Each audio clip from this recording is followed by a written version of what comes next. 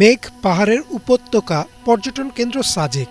গত ১২ বছরে সাজেকে resort, cottage ও hotel সহ প্রায় ২৪৯টি প্রতিষ্ঠান গড়ে উঠেছে। গত ২৪ ফেব্রুয়ারি দুপুরে রুইলুই পাহাড় ইকোভ্যালি রিসোর্টে হঠাৎ এক আগুনে অগ্নিপুরীতে পরিণত হয় প্রিয় সাজেক। আগুনের ঘটনায় ৯৬টি স্থাপনা পুড়ে যায়। তার মধ্যে রয়েছে লুসাই ত্রিপুরাদের ৩৬টি বসতঘর। এছাড়া রিসোর্ট ও কটেজ ৩৪টি, হোটেল ৭টি এবং দোকান ১৯টি। মালিকরা নিজেরাও স্বীকার করেছেন, সাজেকের অধিকাংশ রিসোর্ট, কটেজ ও হোটেলে নিজস্ব অগ্নি নির্বাপন ব্যবস্থা নেই। যাদের আছে তারাও ব্যবহার জানেন না। ১০০-র উপরে রিসোর্ট এবং হোটেল মোটেল আছে, কিন্তু এখানে কোনো আগুন নিবানোর যন্ত্র নাই। থাকলেও যেগুলোর মধ্যে আছে আগুন নিবানোর যন্ত্র, ওরাও অভিজ্ঞ না, ওরা নিবাইতে পারে না। যদিও আগুন নিবানোর ব্যবস্থা থাকে, সবাই আসলে এটা জানে না কিভাবে কি করতে হবে, এর শেখানোর দরকার।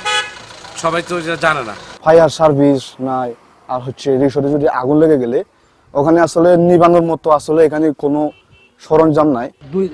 দুইবার তিনবার ধরে এখানে আমাদের আগুন লেগে যাওয়াতে আমাদের এই যে ফায়ার সার্ভিস না থাকার কারণে আমাদের এই দুর্ঘটনাগুলো হচ্ছে।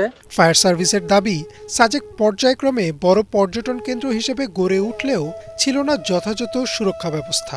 রিসোর্টগুলো কাঠের তৈরি হওয়ায় বাতাসের তীব্রতায় আগুন দ্রুত ছড়িয়ে পড়েছে।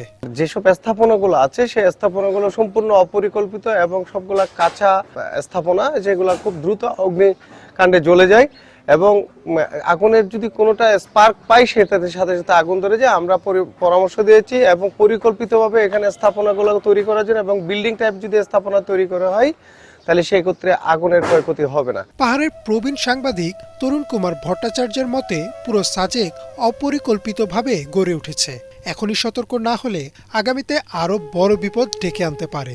এখানে কোনো ধরনের দুর্ঘটনা ঘটলেই এখানে যে অবলীলায় এই রাস্তার দুপাশে যেভাবে হোটেল, মোটেল এবং দোকানপাট গড়ে উঠছে, অনেকটা বস্তিতে পরিণত হতে দেখেছি এই সাজেককে, যা আগামী যে কোনো সময়ের জন্য আরেকটি বিপদ ডেকে আনতে পারে। এদিকে সাজেকের সাম্প্রতিক আগুনের পর প্রশাসন ক্ষতিগ্রস্তদের সহযোগিতার পাশাপাশি কঠোর হচ্ছেন।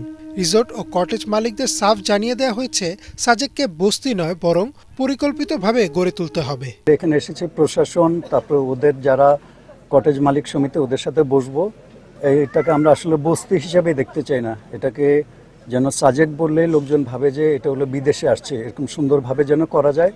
এরাই আসলে জমির মালিক, আমরা শুধু বুদ্ধি দিয়ে সহায়তা করতে পারি। এই জন্যই আজকে ওদের সাথে বসছি। আর সাংবাদিক আপনারা তো আছেন, আপনারা ওদেরকে গাইডেন্স দেবেন। ওরা কি চায় ওদের ভবিষ্যৎ ওরাই নির্ধারণ করবে, বাট আমরা সহায়তা করবো যেন আর বস্তি হিসেবে গড়ে না ওঠে। পরিকল্পিত একটা সাজেক দেখতে চাই আমরা। প্রশাসনের সহযোগিতায় সাজেকের ক্ষতিগ্রস্তরা দ্রুত সময়ের মধ্যে ঘুরে দাঁড়াতে পারবে, সে প্রত্যাশা সকলের। Desk report, Bangla vision.